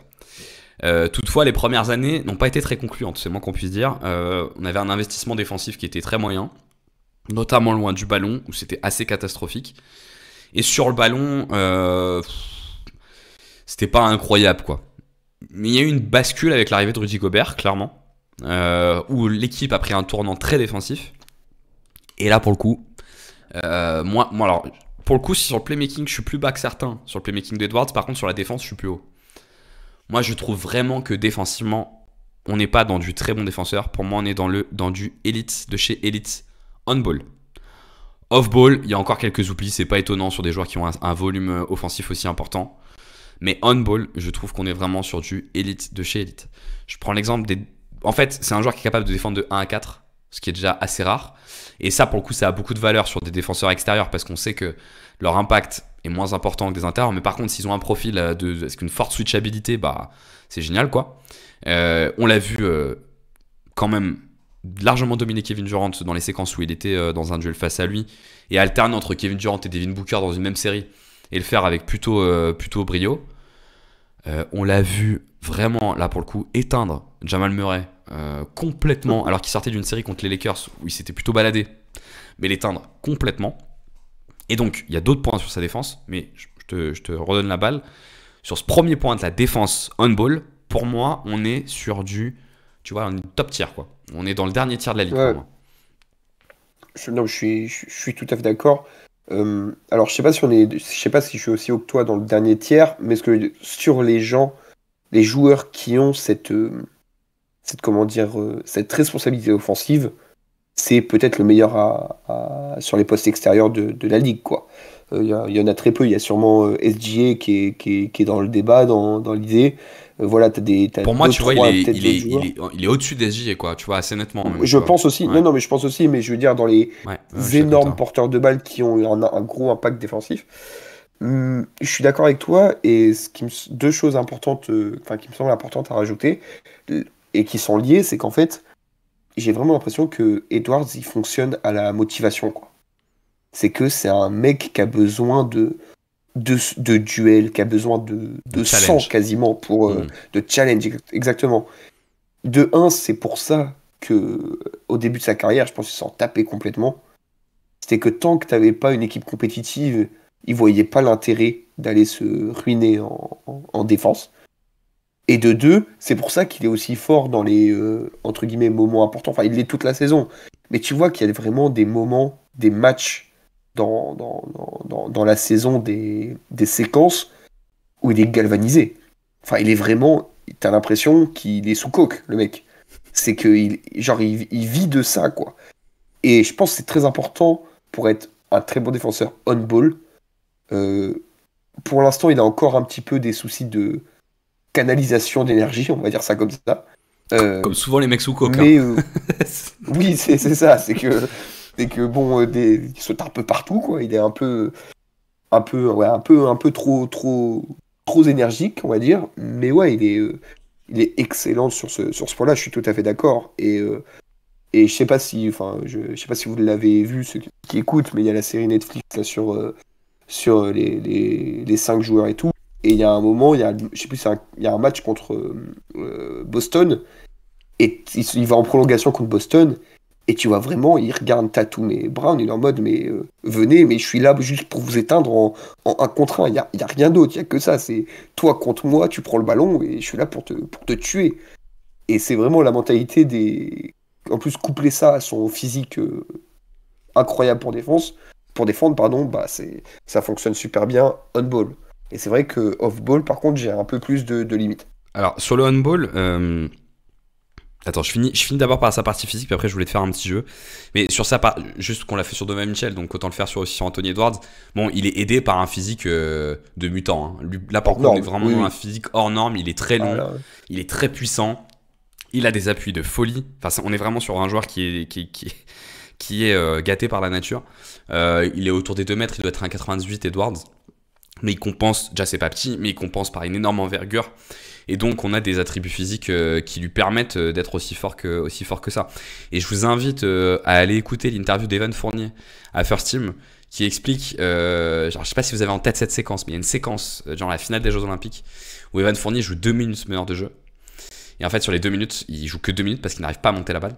Parce que Tony Edwards lui met une pression tout terrain. Et c'est assez drôle de voir l'interview de First Team et ce qu'en dit Evan Fournier, ce qu'il dit en fait quand il est tombé sur Edwards, il fait ah ouais, en fait j'avais pas capté qu'il avait autant progressé en fait en défense et je me suis rendu compte que je pouvais pas passer l'épaule en fait, c'était pas possible quoi. Et donc effectivement il arrive pas à avancer. J'ai 3 joueurs en tête, tu vois, sur des profils qui assument beaucoup d'attaques et qui sont des bons défenseurs. Je veux voir comment tu le ranques là-dedans. Par rapport à Jason Tatum, défensivement, tu le mets au-dessus ou en dessous? Au-dessus. Ouais, moi aussi je le mets au-dessus. En fait, je le mets vraiment au-dessus on-ball. Off-ball, je pense que Tatum est un peu meilleur. Mais il est vraiment au-dessus on-ball. Paul George, mais pas le Paul George maintenant, parce que Paul George maintenant, il n'y a pas de doute, mais Paul George, tu vois, sur les premières années aux Clippers. Ouais, je dirais Paul George. Moi, j'aimais beaucoup Paul George. Sur la partie défensive. Hein. Très très fort quand même. Ouais. Oui, bien sûr. Et ben moi, je le mets devant. J'avoue que je vais pas dire que c'est la nostalgie ou je sais pas quoi. J'avoue, j'ai pas plus trop de souvenirs de comment c'était. J'avoue, je me retire en tant que bon Normand. Je ne répondrai pas à cette question. Moi, je mets quand même devant Paul George. Et le dernier, bon là, c'était le défi ultime. C'est Kawhi dans les belles années Clippers. Mais là, pour le coup, je le mets en dessous de Kawhi. Là, ça sera sans moi. Là, là tu me laisses tout seul dans mon délire. Ouais. Ok. Je le mets par exemple largement devant Dwayne Wade dans ses meilleures années en défense, mais largement, tu vois. Pour moi, notamment en ball, il y a pas photo quoi. C'était le 4e auquel j'avais pensé, mais je sais pas si toi tu te rappelles et si t'as un avis, t'en as peut-être pas. C'est vrai que est-ce qu'on s'appelle tout jeune. Ouais, bah j'avoue, j'étais un peu jeune, ouais, malheureusement. Je te fais pas l'affront de te comparer à ça avec Jalen Brunson. Oui, bon, non. Mais tu vois, c'est un bon exemple de comparer avec le Heat, avec l'Enix. Tu vois, par exemple, je trouve que c'est un moins bon défenseur que McDaniels. Ça, je trouve que c'est un moins bon défenseur que McDaniels. Mais je trouve pas que c'est un moins bon défenseur qu'Anunoby, par exemple. Ouais, c'est quand même 2 profils tellement. J'avoue que j'ai du mal à comparer parce que Anunoby, ça fait. En tout cas, j'avoue, je regardais plus trop quand on était à Toronto, on va être honnête. Hein. Mais depuis son arrivée au Knicks, c'est vrai que en dehors des blessures, il est quand même très peu sur les porteurs de balles, quoi. Ouais. Parce que déjà depuis le début de la saison, il y a Bridges qui fait ça tout le temps, quoi. Et Anunoby essaye un peu de compenser Towns, quoi, parce qu'il y en a besoin. La saison passée, il était blessé 80% du temps, quoi. Donc j'avoue, j'ai du mal à comparer. Sur la partie off-ball, je trouve quand même que alors il y a des oublis, mais ce qui est inhérent à ces joueurs à gros volume. Voilà, effectivement, les 3 qu'on a cités avant, Tatum, Kawhi et Paul George, on avait peut-être un peu moins des oublis, mais c'est compliqué de pas en avoir. Effectivement, c'est peut-être le dernier élément qui lui manque. Après, on parle encore d'un joueur qui a que 23 ans. C'est peut-être le dernier élément qui lui manque pour être vraiment ultime défensivement. Par contre, je trouve qu'il a une qualité vraiment intéressante qu'il peut pas exprimer dans tous les matchs, mais dans des matchs importants, il arrive toujours à l'exprimer. C'est qu'il a une vraie qualité de protection en deuxième rideau. Enfin, c'est qu'il a une capacité de dissuasion au cercle, quoi. Parce qu'il a un jump de dingue, Ouais, il a un bon timing et qu'il peut pas le faire dans tous les matchs, c'est trop énergivore. Mais on l'a vu le faire en playoff régulièrement, quoi. À l'instar de Ja Morant, dans l'idée. Je trouve que Ja Morant, il a un peu la même chose. Ouais, c'est vrai, il y a un petit peu la même Alors, chose. moins bon, mais c'est vrai que Ja Morant, enfin, on va pas faire la comparaison, mais c'est largement moins bon défenseur que Anthony Edwards. Mais il y a des séquences où tu le vois arriver en second rideau, et vraiment, il a une détente qui peut contrer pas mal, enfin, qui peut gêner pas mal de monde, quoi. Et c'est vrai qu'Anthony Edwards, il a cet aspect-là, qui est d'autant plus renforcé que le premier rideau, c'est Rudy Gobert, quoi. Donc ça aide encore plus. Ouais, je suis complètement d'accord. Bon, défensivement, hein, on est d'accord, il n'y a pas de débat. Oui, il n'y a pas de débat. Est-ce que c'est le sujet Et sur là, lequel il y a pas le plus de- gros écart entre les deux, d'ailleurs?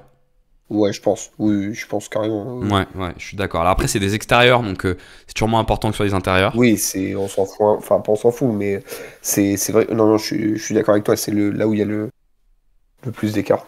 C'est à la fois là il y a le plus d'écart et à la fois le point le moins important. Donc c'est toujours rigolo dans la comparaison.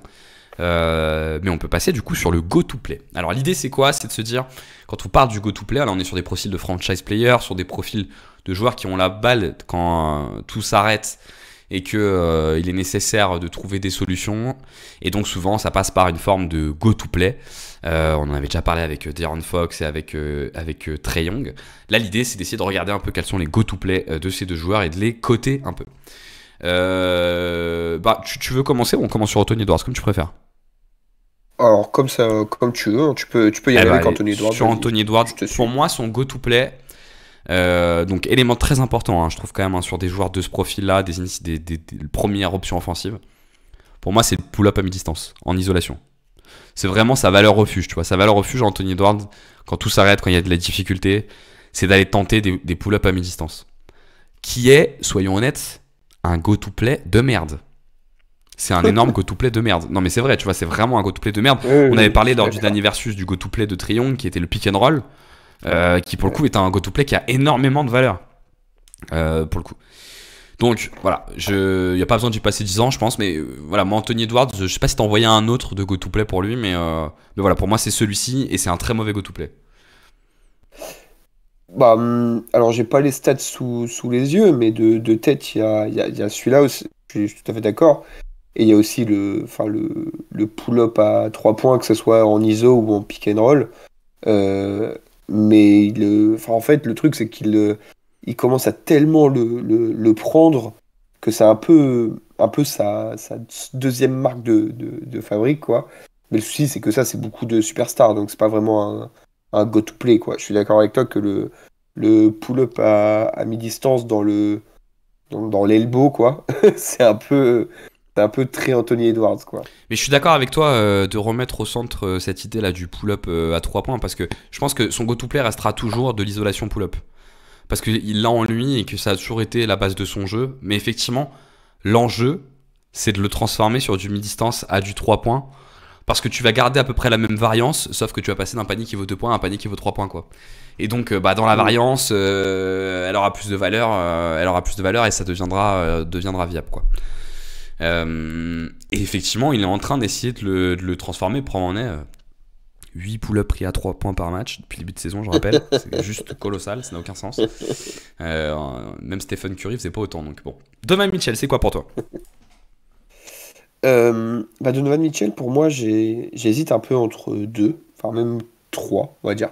En fait, quand j'y pense, il n'y a pas vraiment de. C'est pas comme on l'a dit avec Trae Young. Trae Young, c'est un pick and roll, soit il tire, soit il finit au cercle, ou soit il envoie en alley-oop Clint Capella ou n'importe quel autre mec qui peut sauter au-dessus de l'arceau, quoi. Mais là, il n'y a pas trop ça avec comment il s'appelle, Donovan Mitchell.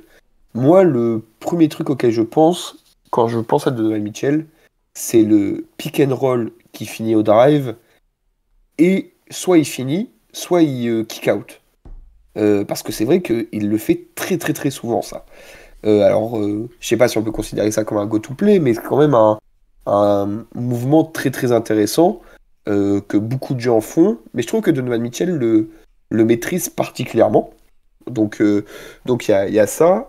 Et notamment, c'est souvent y a pas, je sais pas si ça existe des stats comme ça, mais c'est assez rémunérateur parce que quand tu drives, tu forces les aides. Si tu kick out, les mecs sont souvent dans les corners ou bien placés. Le catch and shoot à 3 points, c'est le shoot le plus rémunérateur du basket. En plus, si tu es bien placé, bon, souvent, si tu as un bon shooter dans le coin, je sais pas, par exemple, un Max Strus pour Donovan Mitchell, bah, c'est bingo, quoi. Donc, c'est souvent un très bon go-to-play. Et sinon, bah, comme Anthony Edwards, il y a cet aspect enfin, pull-up en règle générale, soit dans le mid qu'il essaye de nettoyer de plus en plus, ou à 3 points, quoi. Le pull-up en sortie de pick and roll à 3 points, alors ça, il y va. Il aime bien ça, le bon vieux Donovan. Donc ouais, c'est comme on l'a dit tout à l'heure, il y a 43% de fréquence de pick and roll, donc c'est sûr que ça tourne autour de ça, quoi. Bah effectivement, oui, c'est sûr, c'est le pick and roll chez Donovan Mitchell qui est sa valeur refuge. Je suis d'accord avec toi, avec la qualité qu'il a sur pick and roll, enfin plutôt la qualité déjà qu'il n'a pas, c'est la recherche du grand, qui n'a jamais été un de ses points forts. Mais là, je suis complètement d'accord avec toi. Pour moi, c'est encore plus le premier que le deuxième. Pour moi, c'est le drive and kick sur un pick and roll. Ouais, je suis d'accord. Et qui est, à mon sens, alors moi je suis l'école, je vais pas répéter, mais je suis forcément l'école LeBron James. Donc pour moi, c'est le go-to-play qui a le plus de valeur pour moi. Il n'y a pas un go-to-play qui a plus de valeur que le drive and kick sur pick and roll. Pourquoi ? Parce qu'en fait, le drive and kick sur pick and roll, qu'est-ce qu'il provoque ? Il provoque une action de 2 contre 3, 2 attaquants contre 3 défenseurs de manière presque systématique. Parce que généralement, ça démarre sur un 2 contre 2, mais le petit reste dans l'écran du grand. Et en fait, un mec comme Donovan Mitchell, quand il drive, bah, t'es obligé d'aider, parce que sinon, c'est trop facile pour lui. Et donc, en fait, structurellement, tu crées une situation à l'inverse de 3 contre 2 si tu kick out. Ou alors, s'il n'y a pas l'aide, tu peux finir. Et je vais te redonner la parole, mais ouais, pour moi, c'est le go-to-play qui a le plus de valeur de tous les go-to-play, en fait. Ouais, non, je suis tout à fait d'accord. Et je pense que là, ce qui, entre guillemets, ne bénéficie pas à Donovan Mitchell, c'est, comme on l'a déjà dit plusieurs fois, c'est le spacing, quoi. Parce que si tu lui mettais un vrai, donc son gars de pick and roll, on va dire Allen, et que tu changeais Mobley par je sais pas, 4, par exemple, tu vois, ou un autre poste 4 shooter, enfin, je sais pas, tu prends n'importe qui, Cam Johnson à Brooklyn, je sais pas pourquoi je pensais à lui, mais un mec comme ça, voilà, le kick, comment dire, le drive and kick, il devient méchant, hein, parce que c'est des excellents shooters sur les côtés. Et on l'a dit, moi je trouve que c'est pas un excellent playmaker, mais s'il y a bien un truc qu'il maîtrise parfaitement, c'est le drive and kick. Il arrive toujours à trouver des gars bien placés, et aussi il a cet aspect. Le drive and kick, il y a soit tu fais la passe avant d'arriver à la fin de ton drive, donc tu es un peu en short roll et tu passes dans les corners si ça aide tout de suite. Et là, c'est un peu moins le cas de Mitchell. Soit il y a le drive complet où tu es quasiment dans les airs au moment où tu fais ta passe. Et ça, Donovan Mitchell est très très bon. Il reste très très longtemps dans les airs et il fait des très bonnes passes vraiment corner, quoi, en comment dire, angle droit, quoi.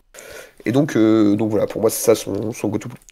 Ouais, bah tu peux ajouter d'ailleurs un élément qui traduit un peu l'efficacité de ce go-to-play, c'est que Donovan Mitchell a été l'initiateur de jeu principal d'une équipe qui avait la meilleure attaque de la ligue.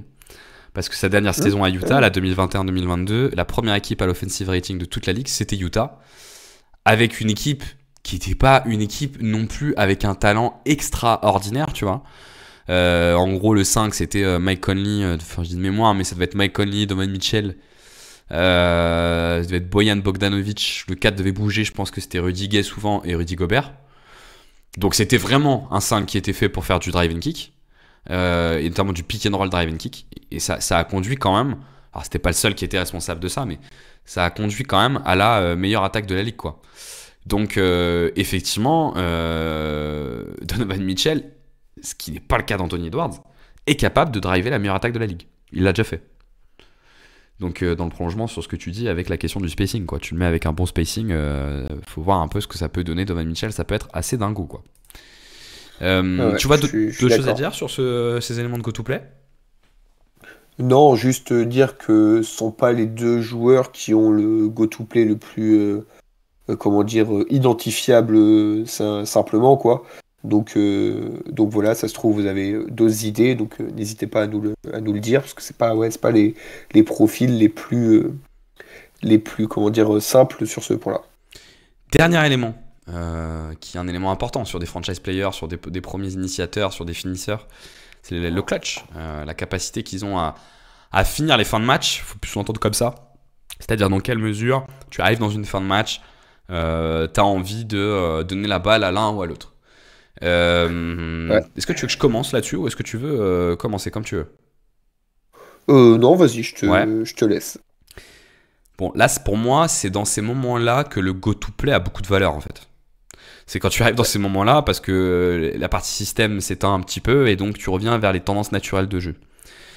Et donc, là, moi, je trouve que Donovan Mitchell, il a quelque chose d'assez incroyable pour cette partie-là du match.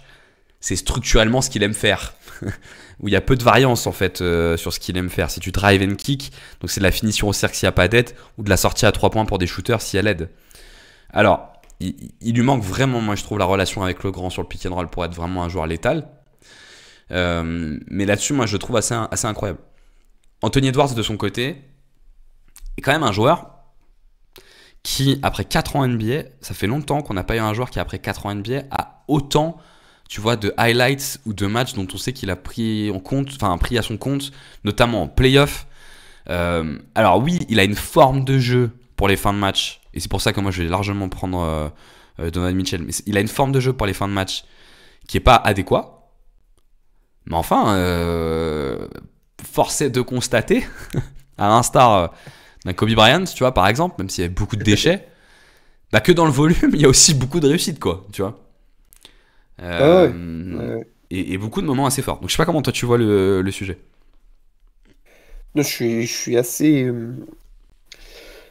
Je trouve que c'est toujours un débat un peu dur à faire, à part dans des cas très évidents, mais le clutch, parce que il y a comment dire, il y a le côté statistique, le nombre de points mis, etc. Est-ce que tu gagnes des fins de match, nanana, et il y a le showtime du clutch, quoi. Et c'est vrai que je suis d'accord avec toi que, par exemple, je dis n'importe quoi, si dans le clutch Donovan Mitchell il drive 3 fois, il y a 3 fois faute, il lance 6 lancers, c'est pas la même chose que tu vois Edwards quand il reste 3 secondes et je sais pas pour quelle raison il te rentre un pull-up parfait à 3 points, quoi. Ouais. Mais je suis d'accord avec toi que je pense que je choisirais quand même comment il s'appelle, Donovan Mitchell, parce que il a ce côté un peu j'ai pas envie de dire implacable, c'est pas le cas, mais excellent type de jeu pour les fins de match, quoi. C'est que il a peu d'ISO, et quand il en a, souvent, comme je l'ai dit, elles sont plutôt très bonnes. Il fait du pick and roll avec insistance, et il le maîtrise, comme on l'a dit, à peu près, notamment pour pull-up et notamment pour drive and kick. Donc en fait, c'est principal. Enfin, ça arrive très peu que tu arrives dans le clutch et d'un coup, le coach il sort un système qui sort de nulle part, avec un truc un peu inconnu, quoi. Ça arrive de temps en temps, mais en tout cas, c'était pas le cas de JB Bickerstaff, quoi. Donc oui, moi je suis plus sur Donovan Mitchell, mais peut-être tu as d'autres choses à dire sur Edwards en tout cas. Non, moi je suis raccord avec toi. Ils sont extrêmement proches en fait dans leur gestion du clutch tous les deux. C'est rigolo parce que tu vois, je regarde les stats de l'année dernière. Alors c'est vraiment des tout petits volumes, donc ça vaut pas grand chose. Mais Donovan Mitchell, il est en gros à 42%, presque 41,8%, pendant qu'Anthony Edwards est à 43%. Ils sont tous les deux à 3 points par match. Et Donovan est à 0,3 passes et Edwards à 0,5 passes. De toute façon, c'est des stats qui veulent pas dire grand chose. Ouais. Mais je trouve elles sont rigolotes. Il y a juste un élément qui les démarque bien, c'est qu'Anthony Edwards est à 20% à 3 points dans le clutch, là où Donovan Mitchell est à 43,5%. Donc c'est quand même une grosse différence entre les deux, mais c'est des tout petits volumes, donc on peut pas en tirer gros chose. C'est vraiment un sujet sur lequel les stats ont pas trop de valeur, quoi. C'est plutôt une sensation qu'on a. Et moi je suis d'accord, on est raccord, donc forcément je suis d'accord avec ce que tu dis, hein.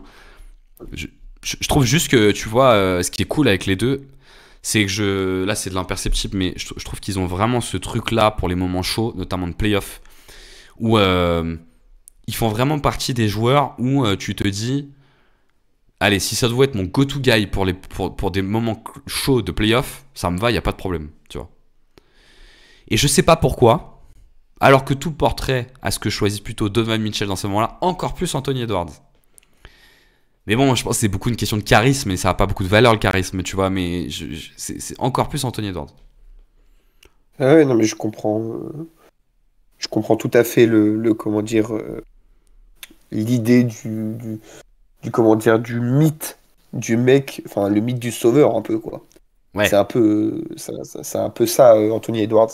Mais c'est vrai que dans la ligue, c'est celui qui a peut-être, dans la jeune génération, c'est celui qui a un peu le plus cet aspect-là, en tout cas visuel. Et comme on l'a dit un peu, je sais pas si tu veux faire une partie complète sur le leadership après, ou si on l'inclut un peu, Pour l'inclure un peu maintenant, là-dedans. ouais, parce que tu n'as jamais Mais ouais, c'est ouais. un peu complètement la mentalité d'Edwards, comme j'ai dit, d'écraser l'autre, de le dominer, de lui marcher dessus, et ça rentre dedans dans le clutch time, quoi. Petite question pour toi. Qui était le plus gros scoreur dans le clutch time la saison dernière en NBA? SGA? Non, c'est pas SGA. Ouais, parce qu'il n'y a pas du... attends. Ok, juste petite question. En quantité ou en moyenne. truc par match? En moyenne. Ok, en moyenne. En moyenne. Ok, donc ça... Ok. Je crois qu'on l'avait même fait d'ailleurs lors du dernier versus, il me semble, parce qu'on n'est pas à De'Aaron Fox. Putain, je me rappelle pas. Et il était De'Aaron Fox dans le top 10, De'Aaron mais il Fox n'était pas premier. Non. Ah oui, non. C'est un joueur qui jouait avec De'Aaron Fox cette année. Ah bah il démarre, oui. Et ouais, DeMar DeRozan avec un merveilleux DeMar 46,7% à 3 points dans le clutch. Non mais... C'est improbable. Faudrait faire un podcast de 3 heures sur la carrière de DeRozan. C'est qui n'a aucun sens, hein. Elle a aucun sens sa carrière. Il est fou ce mec. T'as raison, un jour faudrait raconter, juste prendre un podcast pour raconter son histoire, raconter ses saisons dans le détail. C'est un joueur qui, je pense qu'il aura marqué, tu vois, la NBA, mais de manière très bizarre, quoi. Moi j'adore. Je sais pas, je l'ai déjà dû le dire la dernière fois, mais quand tu te lèves, je me suis réveillé l'année passée, j'allume mon ordi, je vois un Chicago-Indiana horrible. Il reste 2 secondes. Tu te dis, bon, ils vont faire un système pour un vieux 3 points. Ça joue au poste fade away de DeRozan au buzzer. Tu te dis, putain, je comprends les vieux qui en ont marre du basket actuel, qui veulent juste ça. C'est exceptionnel. C'est clair. DeRozan, il est quand même arrivé à Sacramento.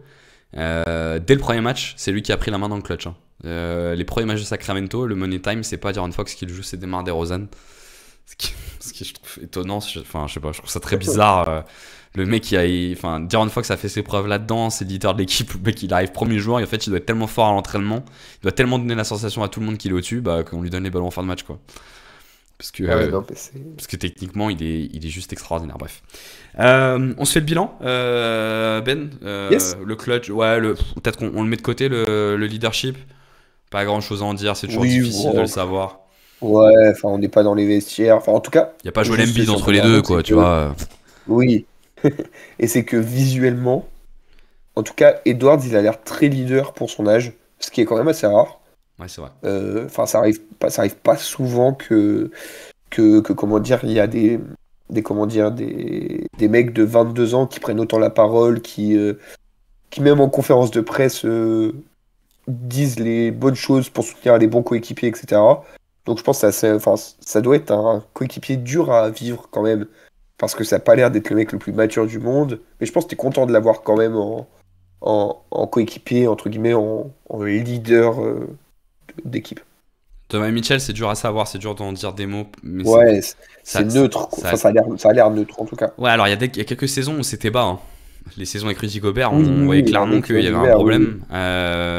Ouais. Il est très dur à juger là-dessus, mais je sais pas si on devrait pas l'enlever cette partie-là quand on fait nos analyses, parce qu'au final c'est dur d'avoir des éléments concrets en fait. C'est un peu du discussion de comptoir. Ouais, mais ça fait du bien aussi d'avoir des petites discussions de comptoir. Oui. On espère d'ailleurs que vous êtes en train de boire une bonne bière, en train d'écouter le podcast. On se retrouve au Celtic tous ensemble. Ouais, c'est ça, on est tous au Celtic. Exactement. Au Celtic Bar, exactement. On se fait le bilan, Ben. Alors, faut se mouiller pour terminer. C'est qui ton préféré et pourquoi? Alors, Euh, alors, je pense que je préfère Anthony Edwards. Par contre, si on me dit tu joues l'année prochaine le titre, enfin, c'est le truc un peu bête. Non, attends, tu me fais le normand là, Ben. Tu me fais le normand, tu me dis, Non, je non, préfère l'un, non. mais si je dois choisir, je prends l'autre. Oui, mais moi, je pense que à l'heure actuelle, Donovan Mitchell est meilleur qu'Anthony Edwards. Par contre, moi, je préfère regarder Anthony Edwards et tout. Il me fait plus marrer. Il a ce côté, comme on l'a dit, un peu, j'ai envie d'être ce go-to guy. Et j'avoue que c'est kiffant à voir jouer parce que on reste des mecs qui regardent un sport. On a envie que ça soit plaisant à regarder, quoi. Et donc voilà, moi, je choisis quand même Donovan Mitchell. Mais je pense qu'on refait la même chose en 3 ans. Il y a une discussion entre. Moi, je vais choisir Anthony Edwards. Pourquoi ? Parce que je le trouve plus élite dans ce qu'il fait. C'est compliqué. Il est un peu plus élite dans ce qu'il fait. Et ce qu'il fait moyennement, il est plus capable de s'effacer pour ne pas avoir à le faire. En fait, ça revient un peu, tu sais, à ce qu'on s'est dit tout à l'heure sur la partie playmaking. Je trouve qu'il est vraiment élite défensivement. Sur le scoring pour soi, je mets Donovan Mitchell un peu devant. Non, je mets Donovan Mitchell devant, pas un peu devant, mais devant quand même. Mais je préfère nettement le profil d'Anthony Edwards pour la partie création pour les autres. Donovan Mitchell est un joueur qui est un meneur de jeu en fait, mais donc qui est obligé d'exister aussi par son playmaking, par ce biais-là, mais qui a des problèmes sur son playmaking importants qui font que ça reste un bon playmaker, mais pas de relation avec le pivot, je reviens pas dessus, la question du pick and roll, etc. Là où Anthony Edwards, on le voit cette année d'ailleurs, est capable de s'effacer un peu sur cette partie création pour ne pas que se voit trop son défaut. D'ailleurs, ça fait un peu lien avec la dernière fois, parce que la dernière fois, je crois que tu avais dit Trae Young et que moi j'avais dit De'Aaron Fox. Ouais. Et je crois que le raisonnement, c'était un peu le même. c'était un petit peu le même. Et du coup, je trouve que c'est plus simple de le faire jouer avec d'autres forts joueurs que Donovan Mitchell. Ou Donovan Mitchell, j'ai l'impression que quoi qu'il arrive, ça devra être un peu l'alpha et l'oméga de ton équipe. Je trouve qu'Anthony Edwards, il peut jouer avec d'autres mecs qui sont, tu vois, avec un énorme impact offensif, tu vois, dans l'équipe, c'est pas gênant, tu vois. Voilà, moi c'est plus ça. Ouais, je vois tout à fait. Après, moi, je me dis que j'aimerais bien voir un peu Mitchell, un joueur un peu dans une attaque ultime, tu vois. Avec juste un mec, un très bon pivot de pick and roll, du spacing à outrance, enfin vraiment qui lead une attaque comme ça, j'aimerais bien. Parce que c'est vrai que depuis le début de sa carrière, il y a eu les attaques où il y a eu des très bons offensive rating excusez-moi, À Utah. comment ça s'appelle? À Utah. Mais je trouvais pas que c'était des attaques implacables, quoi. Et je me dis que il a la capacité peut-être de s'effacer un peu plus, de jouer avec un deuxième ball handler peut-être un peu meilleur que Garland, enlever un des deux postes 4, enfin un des deux intérieurs, donc imaginons Mobley, je pense que ce serait plus Allen qui partirait, mais imaginons Mobley et tu mets un poste 4 fuyant, je me dis il y a quelque chose à vraiment aller chercher, même si par contre, on l'a dit défensivement, va falloir, c'est pas lui qui va compenser les trous, quoi. Là où je suis complètement d'accord avec toi, c'est que la preuve par les faits, Donovan Mitchell a déjà été le leader de la meilleure attaque de la ligue. En toute sincérité, ça me paraît improbable que Anthony Edwards soit le leader, un joueur de la meilleure attaque de la ligue. Et j'ai même envie de te dire, ça me paraît assez hautement improbable qu'Anthony Edwards un jour soit dans une équipe qui a la meilleure attaque de la ligue. Tu vois, même s'il est avec un autre fort joueur et qu'il est capable de s'écarter un peu, tu vois. Je pense que structurellement, son jeu fait que tu peux pas être dans l'élite de l'élite de l'élite de l'élite de l'élite sur l'efficacité offensive pour ton équipe.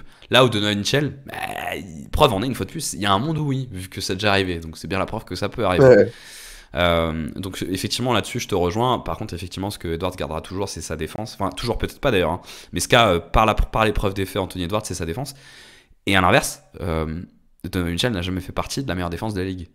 Anthony Edwards a été, pour le coup, un membre très important de la meilleure défense de la ligue, en l'occurrence l'année dernière, avec les Minnesota Timberwolves. Ben, je te propose, écoute, qu'on conclue là-dessus. C'était déjà, je crois, assez complet. Yes. Puis, je pense qu'on peut demander aux gens leur avis. Ce serait cool d'avoir votre avis si vous êtes arrivé jusqu'au bout du podcast. Exactement. Bah, dites-nous ce que vous préférez. Est-ce que vous préférez Anthony Edwards? Est-ce que vous préférez Donovan Mitchell? N'hésitez pas à nous dire aussi si la façon dont on a argumenté le sujet vous a parlé, ou si à l'inverse, vous avez pu trouver qu'il y a certains éléments d'argumentation qui n'étaient pas, avec lesquels vous étiez tout simplement pas d'accord. On se fera un plaisir de répondre. Et aussi en proposer potentiellement. Carrément. Parce on pense pas à tous les duels possibles. Peut-être que vous serez très inspiré en commentaire pour nous en proposer qu'on pourrait faire dans les prochaines semaines ou prochains mois. Carrément. En tout cas, restez connectés. On trouvera rapidement de quoi parler. À plus.